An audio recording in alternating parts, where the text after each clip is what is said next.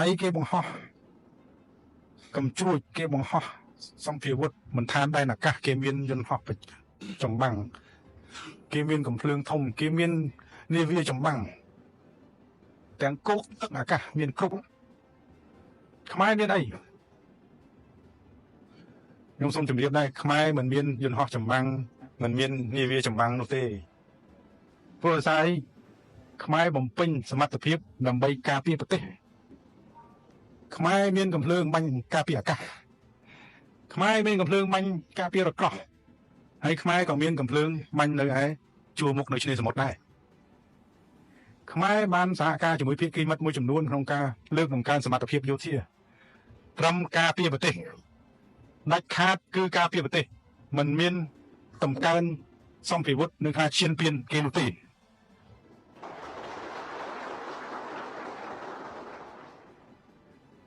កុំភ័យខ្ញុំមិនមានយន្តហោះចម្បាំងហោះទៅដល់បង្កអី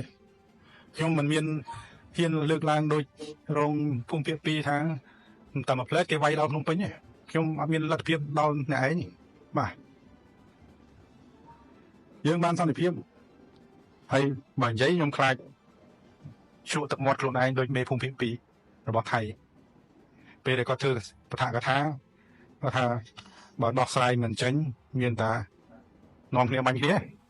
បាទដោះស្រាយបញ្ហាព្រំដែនចេញនេះហើយជាថ្នាក់ដឹកនាំរបស់ថៃទុនភ្លុនស្លូតបូតណាស់ដែលលើកឡើងប្រជាជនថៃកំពុងតែលើកកើតសរសើរមេភូមិភាគ2ថាទុនភ្លុនស្លូតបូតណាស់តែបានមើលវីដេអូរបស់គាត់នៅពេលដែលធ្វើបឋកថាជាមួយកងទ័ពរបស់គេនោះដំណោះស្រាយចុងក្រោយព្រំដែនគឺមានតែនាំគ្នាបាញ់គ្នាទេបាទនេះហើយពាក្យស្លូតបូតរបស់ថៃខ្ញុំមិនលើកឡើងច្រើនទេព្រោះយើងឃើញក្នុងបណ្ដាញសង្គមគឺបានផ្សព្វផ្សាយជារៀងរហូតហើយតាមដានក៏តាមដានដែលធ្វើយ៉ាងណាថ្ងៃនេះខ្ញុំសូមអធិស្ឋានភាគីមិត្តសារជាថ្មីម្ដងទៀតដែលយកពេលវេលានៅវេទិកានេះមកលើករឿងបញ្ហាព្រំដែនជាមួយកម្ពុជាថៃសូមអធិស្ឋានប៉ុន្តែក៏សូមឲ្យអង្គពិធីបានជ្រាបហើយជាពិសេសគឺស្ទាប់យុវជនដែលបានចូលរួមនៅថ្ងៃនេះហើយបានជ្រាបពីបញ្ហាព្រំដែនកម្ពុជាថៃហើយការបដិញ្ញាចិត្តរបស់កងយុទ្ធពលខេមរៈភូមិន្ទក្រោមការដឹកនាំរបស់សម្ដេចមហាបពិធិបតីហ៊ុនម៉ាណែតដែលជានាយករដ្ឋមន្ត្រីនៃយើងបានដាក់បទបញ្ជាយ៉ាងដាច់ណាស់និងមើងម៉ាត់ស្ទីមផុតក្នុងការការពារទឹកដីរបស់យើងហើយថៃគេថាមុំបីកន្លែងសាលារោមចិត្តគឺជារបស់ថៃទោះបីថៃប្រើផែនទី1លើ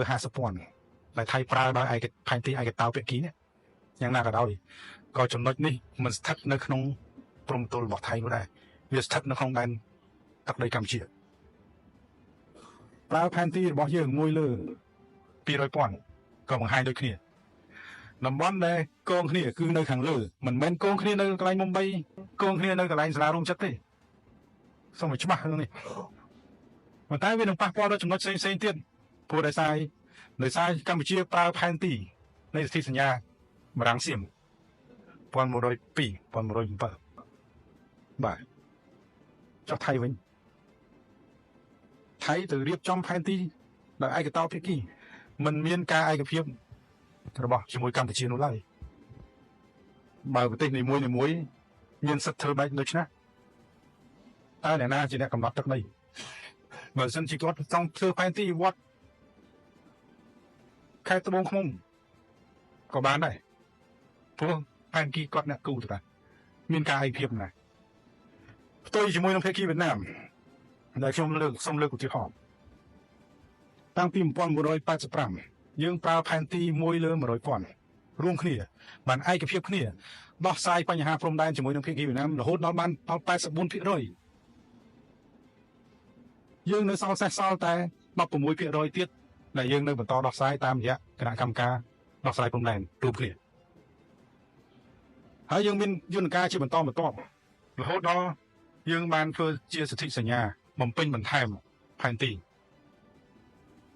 រហូតដល់ឆ្នាំ2019យើងបានឯកភាពគ្នាក្នុងការប្រើផែនទី1លើ50,000យើងបានលទ្ធផលក្នុងការចរចាដោះស្រាយបញ្ហាព្រំដែនជាមួយវៀតណាមរហូតដល់បាន 84% បាទនេះជាឆន្ទៈនុសិទ្ធ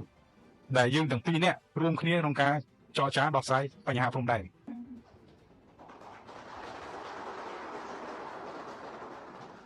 លើសពីនោះភាគីមិត្តឡាវយើងដោះស្រាយបញ្ហាព្រំដែនជាមួយឡាវបាន 86% យើងនៅសល់តែ 14% ទៀតទេនេះក៏យើងប្រើផែនទីរួមគ្នា1លើ 100,000 ហើយមានការឯកភាពទទួលស្គាល់គ្នាចាប់ពីឆ្នាំ 1998 ឡាវវៀតណាមអ្នកជិតខាងរបស់កម្ពុជាដោះស្រាយបញ្ហាព្រំដែនរួមគ្នាអស់ហើយនៅឡើយភាគីថៃឯកភាពគ្នាឆ្នាំ 2001-2002 ដោះស្រាយបង្គោលខណ្ឌសីមាបានត្រឹម 43 បង្គោលលើ 74 បង្គោលនោះទេប្រៀបធៀបភាគរយប្រហែលជា 50 ជាងភាគរយហើយប្រើផែនទីខុសគ្នាទៀតបើថៃមានបំណងដោះស្រាយបញ្ហានេះគឺប្រហែលជាដោះស្រាយបញ្ហានេះពីមួយឆ្នាំទៅមួយឆ្នាំតាមរយៈយន្តការ JBC កន្លងមកហើយប៉ុន្តែថៃបានអាក់ខានជាមួយនឹងប្រទេសកម្ពុជាតាំងពីឆ្នាំ 2012-2013 មកម្លេះទើបតែចាប់ដៃគ្នាក្នុងការដោះស្រាយបញ្ហាព្រំដែនក្រោមយន្តការ JBC នៅឆ្នាំ 2025 នេះទេ12 ឆ្នាំហើយដែលថៃនិងកម្ពុជាអាក់ខាននឹងការដោះស្រាយបញ្ហាព្រំដែនតើនេះសំណួរចោទសួរថាហេតុអីបានខ្ញុំកម្ពុជាដោះស្រាយជាមួយមិត្តវៀតណាមរហូតដល់ 80 ជាងភាគរយដោះស្រាយជាមួយមិត្តឡាវ 86% ហេតុអីជាមួយភាគីថៃយើងដោះស្រាយមិនកើត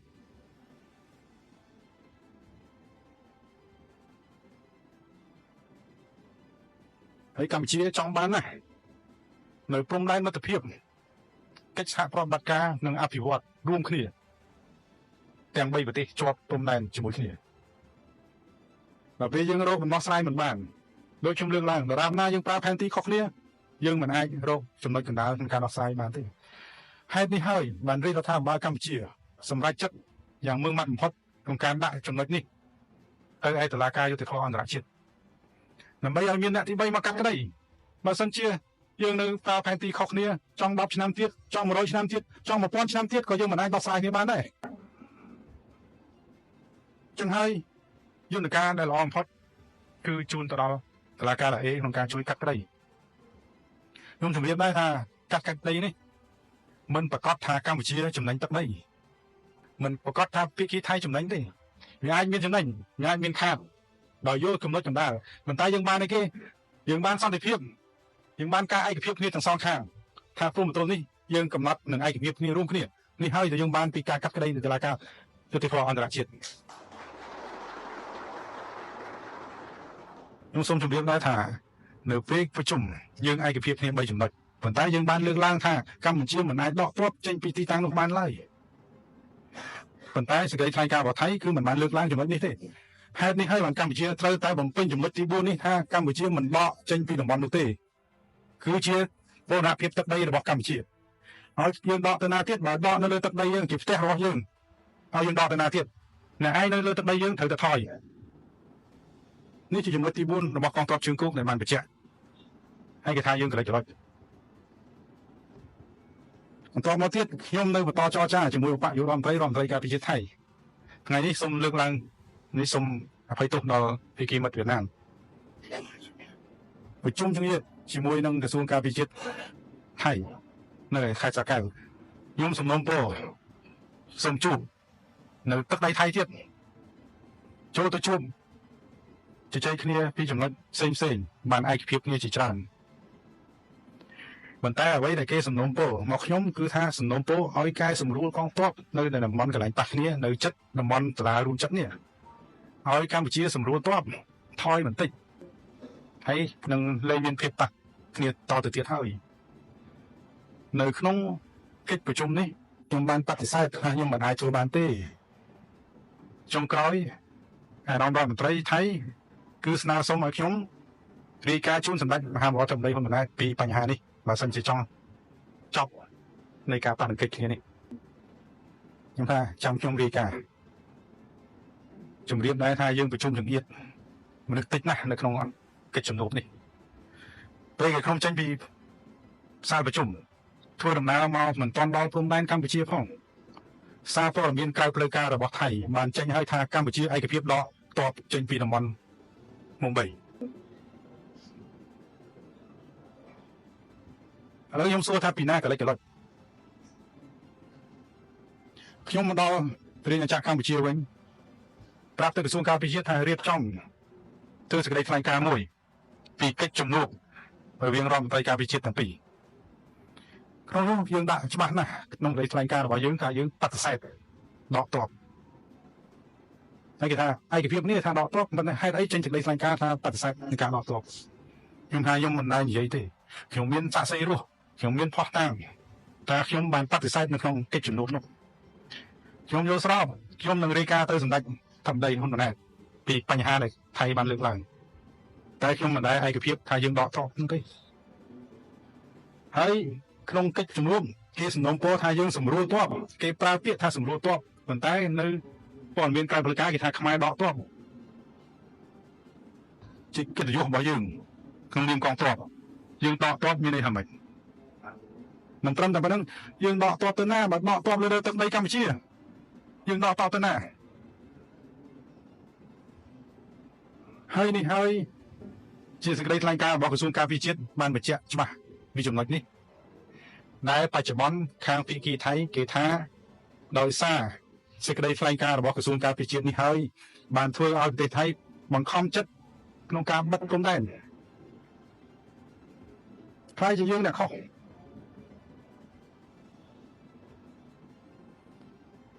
ហើយដោយសារសេចក្តីថ្លែងការណ៍នេះហើយដែលខាងអ្នកនាំពាក្យរបស់ក្រសួងការពារជាតិនិងអ្នកនាំពាក្យរបស់កងទ័ពជើងគោកគេចេញមកថាដើម្បីសុខសន្តិភាពការពារបងប្អូនប្រជាពលរដ្ឋនៅតាមច្រកព្រំដែនគឺបង្ខំចិត្តឲ្យមានការបិទច្រកព្រំដែនដោយឯកតោភាគីដោយមិនមានពិគ្រោះជាមួយនឹងការិយាល័យព្រំដែនមិនមានពិគ្រោះជាមួយនឹងកងកម្លាំងនៅឯជួរមុខនៅឯព្រំដែននោះឡើយ